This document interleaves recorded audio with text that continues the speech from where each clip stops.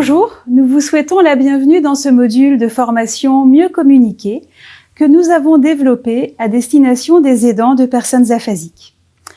Ce module de formation est complémentaire des sessions de formation organisées en France sous l'impulsion de la Caisse nationale de solidarité pour l'autonomie, avec l'appui de la Fédération nationale des orthophonistes, de la Société de neuropsychologie de langue française et de la Fédération nationale des aphasiques de France.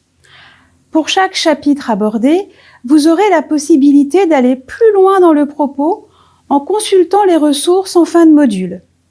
Et chaque chapitre sera suivi d'un court quiz. Tout au long de cette présentation, nous aborderons successivement le concept d'aphasie, ses causes et les troubles associés. Nous nous pencherons ensuite sur la communication et les adaptations que vous pouvez mettre en œuvre pour la faciliter, avant d'aborder les aides et stratégies qui vous aideront au quotidien.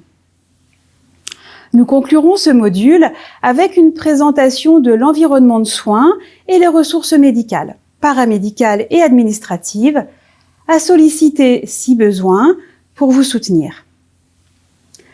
Nous espérons que ce module répondra à vos attentes. Mais commençons d'abord par un questionnaire qui nous permettra d'ajuster dans l'avenir notre proposition.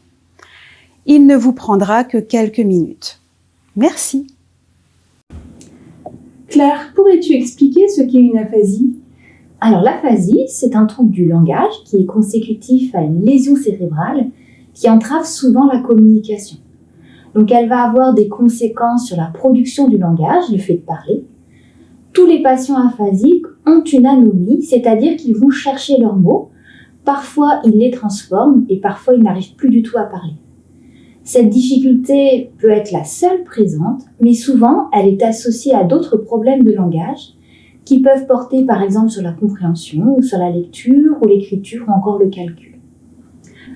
L'aphasie est-elle isolée ou retrouve-t-on d'autres troubles ? Alors l'aphasie, elle concerne les difficultés de langage, mais elle n'est pas toujours isolée. On a une multitude de difficultés qui peuvent y être associées. Par exemple, les troubles moteurs qui concernent toujours un hémicorps, soit l'hémicorps droit, soit l'hémicorps gauche. On retrouve ce qu'on appelle des hémiplégies, c'est-à-dire une paralysie complète de l'hémicorps, ou encore une hémiparésie. Donc là, c'est une paralysie qui est incomplète. Elle va concerner le bras, la jambe et aussi la bouche.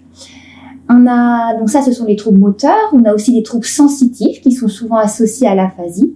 Donc par exemple, le patient peut se plaindre de ce qu'on appelle une hypoesthésie, par exemple, c'est-à-dire une baisse de la sensibilité sur une partie de son corps.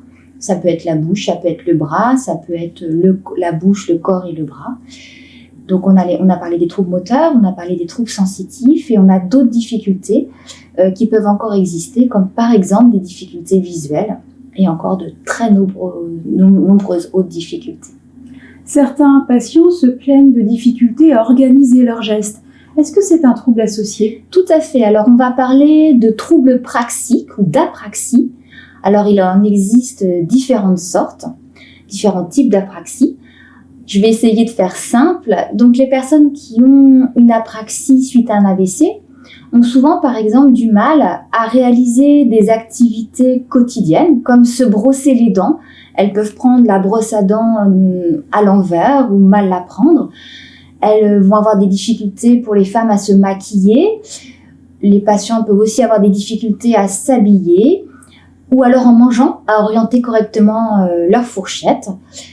Ou par exemple un dernier type d'apraxie pour saluer quelqu'un avec sa main, faire le geste avec la bonne orientation. D'accord. On parle aussi de troubles cognitifs. Qu'est-ce que ça recouvre exactement ? Alors l'atteinte du langage est un trouble cognitif effectivement, mais on peut retrouver dans les aphasies d'autres troubles, d'autres difficultés qui sont aussi cognitives. Alors soit elles sont en lien très étroit avec l'aphasie, elles sont donc dues à la lésion cérébrale, soit en fait elles sont dues à l'aphasie, elles vont être une conséquence de l'aphasie. ou soit alors elles sont présentes de manière associée à l'aphasie. Donc on va retrouver des difficultés de mémoire, des difficultés d'attention, des difficultés pour reconnaître des objets ou des visages, et on a aussi parfois des difficultés de comportement. Les aidants relèvent des difficultés de comportement et ou d'humeur. Que peux-tu nous dire sur ces difficultés ? Alors, il existe 2 grandes origines des difficultés. Elles peuvent être dues au choc que représente l'arrivée de l'aphasie dans la vie de la personne. On ne choisit évidemment pas d'être aphasique, on le subit. C'est un vrai travail de deuil. Et donc, ces difficultés pourront s'atténuer avec le temps, grâce à la récupération évidemment de l'aphasie, mais aussi grâce à l'acceptation que le patient, que la personne aphasique va avoir de sa maladie, et aussi grâce éventuellement à un suivi. Donc si l'on observe une tendance au repli sur soi, si on observe un désinvestissement du quotidien, une perte des intérêts, il est vraiment très important d'en parler au médecin traitant qui pourra proposer une thérapeutique qui va aider la personne aphasique. Elle peut être médicamenteuse, mais elle peut être aussi humaine, avec un suivi par un psychologue par exemple. Donc ça, c'est la première catégorie. La deuxième, parfois des difficultés de comportement apparaissent suite à l'accident vasculaire ou en tout cas à la pathologie cérébrale. Et cette fois-ci, elles vont être directement liées à la lésion cérébrale.